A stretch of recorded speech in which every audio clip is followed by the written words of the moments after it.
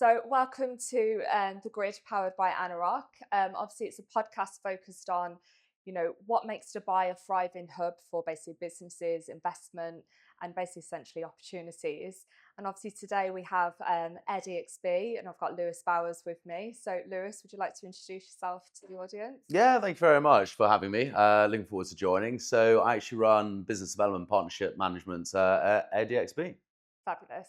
And so AirDXB, what kind of now sets them apart? So obviously you're in the short-term industry over here. What sets you apart in the industry? Well, look, at the moment, I think it's a very competitive market. You've obviously got some large names in the market, along with us as one of the biggest in the industry.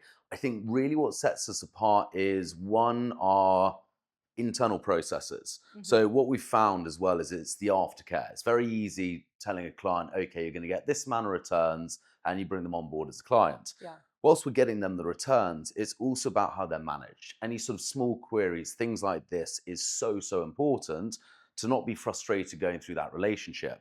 So what we've actually done recently is we fully upgraded our account management team. So we've gone very above and beyond.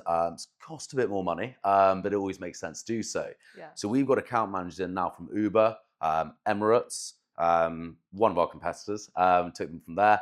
And really with this, we're just seeing a much better aftercare, which differentiates ourselves from all of our competitors. Yeah. We've seen clients go to every company because they're getting the returns. Their complaint is that the customer service was terrible. Hmm. And we have now invested heavily to be above and beyond anyone else on that front. Yeah. And obviously, talking about competition, how do you kind of take on a client? So obviously there's areas that will work well with short term, I'm sure Hmm. you agree. And then Yep. there's obviously certain areas that don't work so well. Hmm. What do you kind of look for when obviously you're introducing a client, they Mm. come to you with obviously their property? Yeah. What areas are you kind of guiding them to? So the thing with short terms that actually works particularly well in pretty much about 90% of areas in Dubai. Hmm. You've got the obvious ones, same with long term, you've got the Palm Jumeirah, downtown Marina, which will always be popular. Yeah. We get people turn around and say, oh, well, is the likes of Sport City, JVC, Arjan, are they actually popular or not? Hmm. The answer is yes. The reason is your price point for what you're actually renting it out is actually less, obviously, than when you go to the marina. Loads of people love to stay on Palm Jumeirah with full Burj Khalifa view, but just like long term, not everyone can afford to do so. Yeah. So that's where it's great to have these price points out there. Obviously, with your purchase price, depending on how it runs in line with your average daily rate, you're still going to be seeing a similar net return into Hmm. your pocket than when you would if you got something in the Palm Jumeirah. Okay. So we're very honest with our clients as well. We effectively we tell them how important is the interiors. When you go and stay at a property, let's say, the biggest thing you look for is what is it like inside and is there any particular view? Yeah. And that is beyond the areas. Within each area, you've got a number of properties. It's what differentiates yourself there. We've actually got an interiors team who have furnished about 500 of our clients' properties. Hmm. So we always recommend have a quick chat with them. They do it on a very affordable basis and they do a very good job, I must say. Much better than I would if I was furnishing my own. So what do you do in the case when a client comes forward and they've already got a furnished unit? Mhm. Do you kind of go in and tweak it, or like, what do you kind of advise for the furniture that they kind of present to you? No, of course. And a lot of people want to furnish their own properties. They already have the furnishing there when they bought it. Hmm. So how it works when they come on board with us, we actually go through a couple of stages during onboarding. Hmm. First of all is we apply and pay for the DCCM license. So Yeah. this is sort of taking care of the legalities for us to actually get a permit on the short term. In the meantime, what we do is a full inspection of the property. So we'll go in, we'll have a look. The DTCM require certain furnishing. So pretty straightforward. You need, your beds, your curtains, Hmm. cutlery, things like this. But what we'll go in is we might sort of give a bit of advice and say, look, after the inspection, we'd recommend maybe putting a couple of trees in there, maybe Yeah. a mirror, some artwork, something just make it stand out a bit more. Yeah. Obviously, very affordable to do so, but it will help your overall ROI. Then once we've done that, we do a full deep clean of the property and then photo shoot session as well. Nice. So we've got our own internal photographer. They go and take about 70 to 80 photos. A lot of people are very particular about the small nitty gritties of an apartment. They want to see what toiletries are going in there, small things like this, which differentiate ourselves. That's where all of that for us, which we provide, is hotel grade standard. Nice. So, I mean, obviously with Dubai, I mean, historically, it's a huge driver of obviously this city is tourism. Yeah. How do you compete then against the hotels? Because let's be honest, there's some incredible hotels obviously in this city. How do you compete then with them? Because they are again another type of competitor to your business. Oh, Dubai's been fantastic. The Yeah. hotels here, I think we can all agree, are phenomenal. Yeah. Far better than, well, I'm from London. You go to London, compare the Yeah. hotels. Apart from couple, the overall majority is spectacular here. Mhm. However, that also comes with a price point. So at the moment, I mean, we had what, 9.3 million visitors for the first half of the year. Yeah. Dubai's aiming to be at 25 million annually by the end of 2025 for their vision. Wow. So with that, there aren't enough hotels very simply to accommodate those 25 million people over a 12-month period. Yeah. But with that, I think a lot of people are surprised that the cost of hotels in Dubai has gone up. Yeah. When I first came here, you could get something down by the beachfront for around 1,500. High season now, you're looking at about 2,200 almost for the Yeah. same hotel.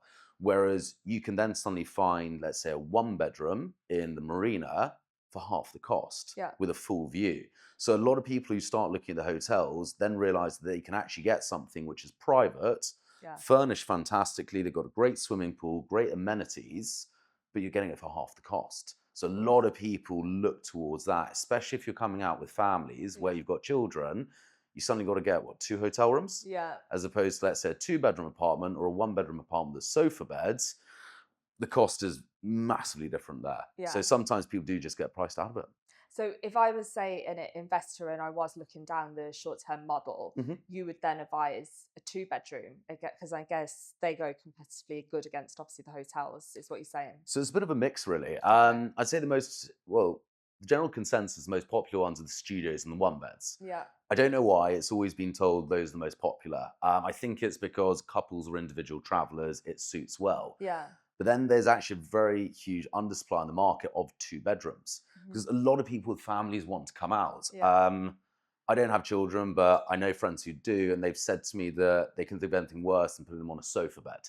Much prefer to have a 2 bedroom apartment, it's less carnage. Yeah. So we're seeing, yeah, the 2 beds at the moment are doing actually exceptionally well because Okay. there's just not that supply on the market. But what we do with every single client, we basically effectively have a free consultation. So you speak with one of our business development managers. They'll go through the photos, the location, the amenities of the property. Mhm. They'll run a comparative analysis about what we've done historically, and they go, right, this is where we see your overall gross rate. However, we're very upfront with all our clients. Yeah. You've got to factor in management fee costs, channel fees, this, and then you get a very clear net return at the bottom. And obviously, it's up to you what you decide off the back of that. Yeah.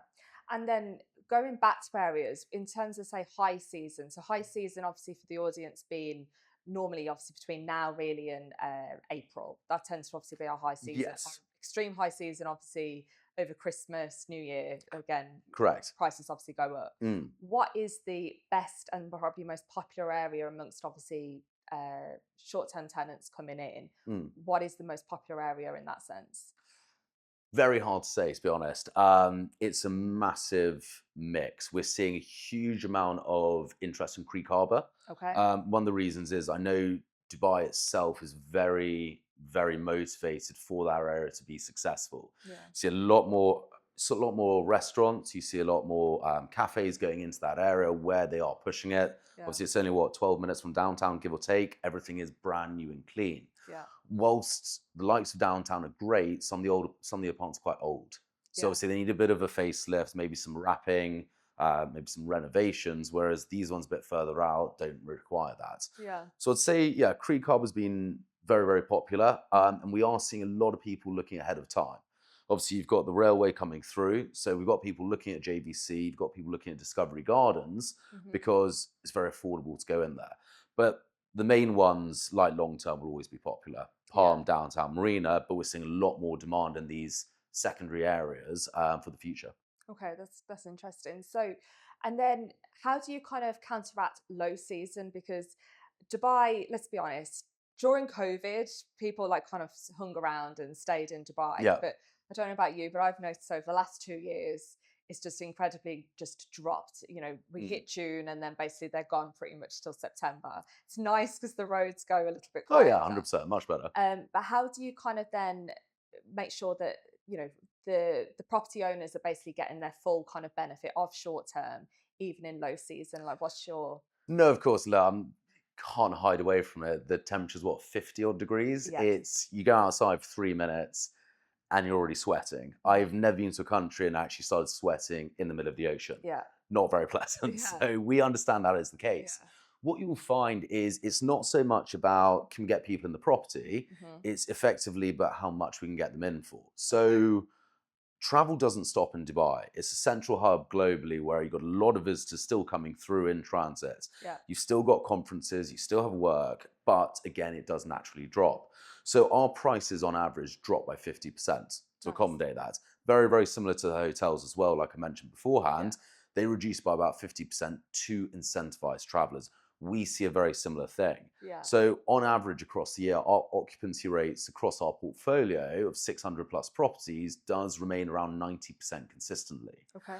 What we do, though, is we manage the pricing a lot further in advance. So, we're very proactive in how we do that. We look at reducing it slightly, maybe a month, 6 weeks in advance to make sure we secure some bookings. Mhm. Not an issue during the high season as we've got a lot of last minute travelers. Yeah. But no, overall, yeah, occupancy remains similar. It's just Okay. the revenue which drops. But we let our clients know that within the reports that 7, 8 months is great. Four Yeah. months, it's not the most attractive place to visit, but you Yeah. still have travelers coming through for family holidays Yeah. because it is cheaper. Well, I mean, our industry obviously was busy through the summer. I mean, there's no kind of hold up, even with people not being here, it still has activity, which I always think it is a unique part of obviously Dubai. Like you say, it's a business hub. And I think that drive of different events and stuff like that, I can see the attraction of obviously going in. Exactly, and you've got Dubai Health Authority at the moment as well are launching a lot more medical conferences in Dubai. So I Okay. think it's Turkey at the moment attracts about 1.2 million visitors Yeah. just from the medical profession. So Yeah. what they're trying to do is actually attract a lot more of those. Join the likes of GITEX, the events going on at Trade Just going to Centre. mention Jitex. Yeah. Yeah, exactly. And then these big ones like last year at COP28, all of these things they Yeah. are trying to attract because Dubai itself as a country is run on tourism effectively. To Yes. do that, one, you've got the hotels to make a very nice place to visit. Yeah. You need the accommodation as well, and that's where the DTCM for holiday homes are very strict that they require a certain standard to go onto the market, Yeah. and they won't just put on anything. And then obviously you've got the events, which they're just trying to attract a higher audience, and that's where that 25 million visitors vision is really coming through. Yeah. And just for like again the benefit of like our international listeners, uh, with obviously the regulations in place, how do you think that compares maybe to another major city like say London or New York, Hmm. or again a city that you can compare to buy short term Hmm. market? How would you say the regulations again benefit So clients? obviously the regulations here are a lot more. They're not strict for yourself to come on owning a property. Hmm. What the regulations allow you to be safeguarded on is actually the standard of people coming into your property. Okay. You are protected. Dubai is a great market where it attracts certain individuals, and these people usually are of a certain caliber who you're not going to have your apartment have damage done to it. Yeah. However, we also do have certain ways we can get around it. You've got contents insurance and things to protect yourself. Hmm. But in terms of legalities, you're not suddenly going to be facing, huge tax bills which affect your overall portfolio. Yeah. Like if you go to the US, for example, US citizen, even if you move abroad, you're still getting taxed. Yes. Whereas Dubai, you don't have that. So a Yeah. bit of a luxury here for everybody. Yeah. And then so obviously because I'm always interested in the international outlook. So Mm. other cities that are doing, how would you say compare well to obviously Dubai short term? Like, is there any other city that again you're noticing trends that those investors have done obviously well, maybe in a certain city, and they're now bringing business into Dubai in terms of the short term market? Mhm. Is there any trends like that that you've spotted? So the ones we're seeing at the moment, probably we saw in Miami, we've Hmm. seen it within London, Barcelona, Okay. Paris. At the moment, there's a lot of negative news with, well, specifically, I won't go into it, but these cities are not very happy with some of the short-term Yeah. ways some of these companies are going around, like Airbnb. It's very common knowledge in the news. So what we're seeing is a lot of investors turning around and going, right, well, this is causing an issue. Where can we go? Let's Yeah. sell out. And which city is actually what it was 5, 10 years ago? Yeah. Dubai is making itself available for that. And Dubai's vision is to get more people. It's tourism. So Yes. we're not seeing that going to be changing at all moving forward. Yeah. So on that sense, we've got all of these big European cities, they're looking elsewhere at the moment Yeah. because regulations are coming in. Yeah. where I think they're capping the percentage of short term that's actually available in the market. Yeah. For us, it's not an issue because 'Cause I think Dubai is it just expanding. was it New York that put a major kind of change in the last kind of 12 months, 18 months about short A term? bit of a cull, Yeah. yeah. They sort of Real almost cool, wasn't it? booted everyone out. Yeah. And obviously, we're opening it with open arms. So we're quite relaxed Exactly, yeah. about it. Vegas as well is quite a big one, which we compare ourselves to where they're very seasonal. Yes.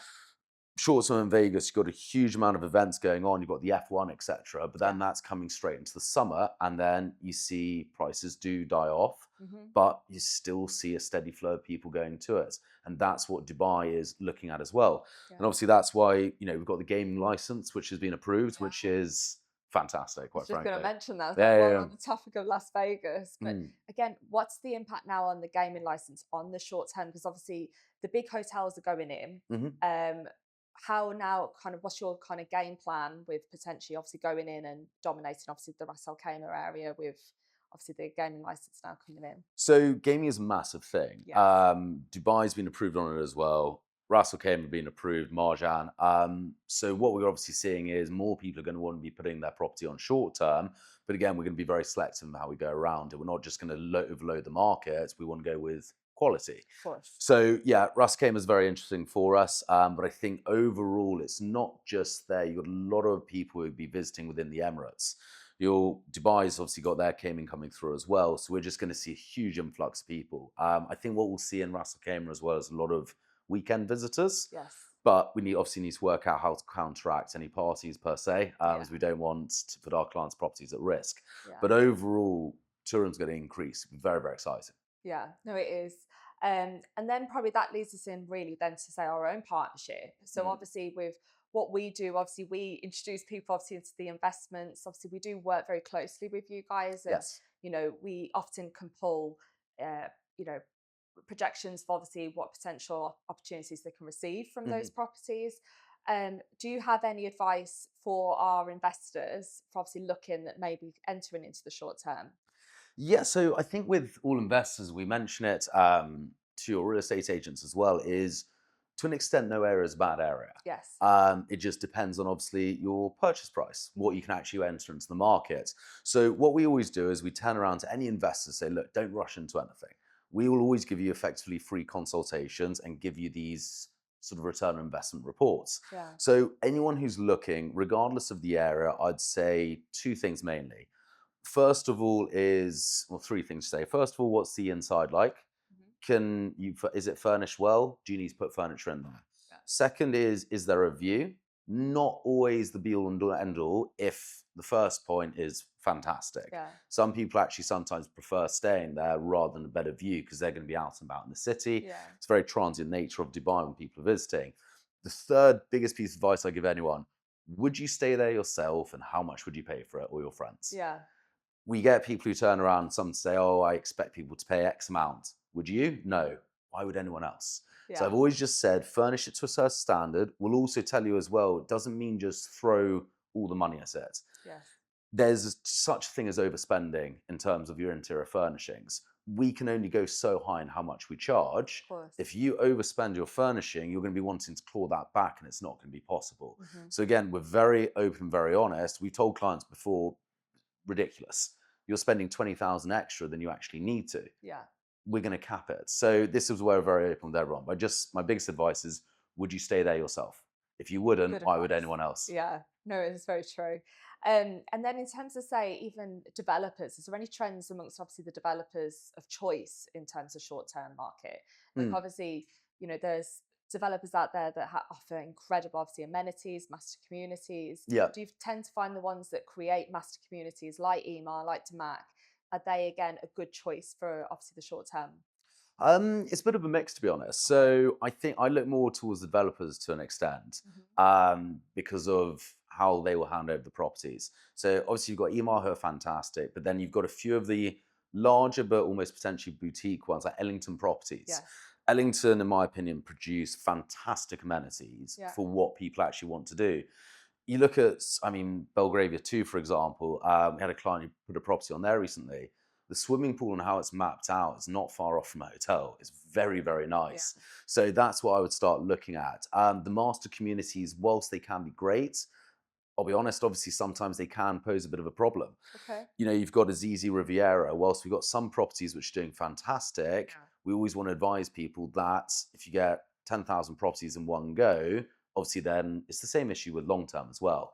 You just got to keep an eye on it. Yeah. But at the moment, I mean, look, the stock has dropped from 22,000 short term properties to 18,400 Okay. as of September this year.